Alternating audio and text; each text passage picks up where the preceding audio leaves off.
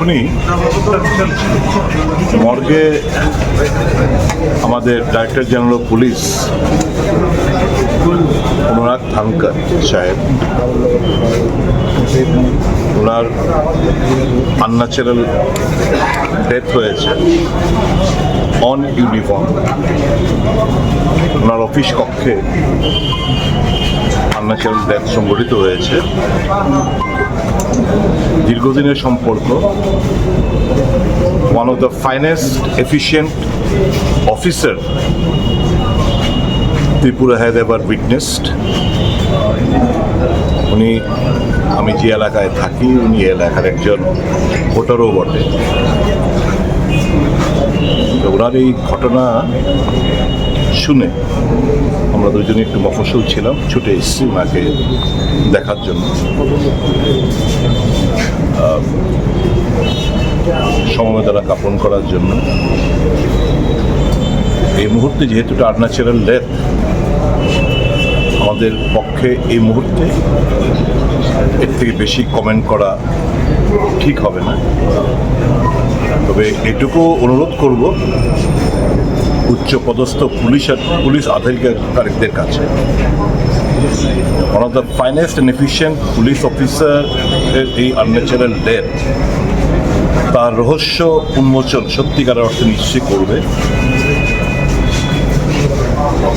কি পরিস্থিতিতে এরকম ওনার পরিণতি হলো, সেটা নিশ্চয় সঠিক তদন্তের মাধ্যমে বের হয়ে আসবে। কি মানসিক প্রেশার ছিল, লাস্ট কয়েকদিন ধরে আমি আরেকজন উচ্চপদস্থ পুলিশ আধিকারিকের সঙ্গে কথা বলছিলাম। কয়েকদিন ধরেই, গত 2-3 দিন ধরে উনি একটু মেন্টাল এংজাইটিতে ছিলেন। কিসের এংজাইটি, এই সমস্ত কিছু খুঁজে তদন্তের মাধ্যমে, এরকম তো নজিরবিহীন ঘটনা আমাদের রাজ্যে তো নয়, ভূভারতে অন ইউনিফর্ম অফিস কক্ষে, বাড়িতে করতে পারতেন, বাড়িতে হতে পারত unnatural death. On uniform office কক্ষে এই আনন্যাচারাল ডেথ সংঘটিত হওয়া অনেক কিছু বিবরণ দেয়। আমি এটাকে এখন পলিটিসাইজ করতে চাই না, শুধু এটুকুই বলবো, সঠিক তদন্ত এবং অতি অবশ্যই আমাদের এখানে হাইকোর্ট আছে, হাইকোর্টের বিচারপতিদের তত্ত্বাবধানে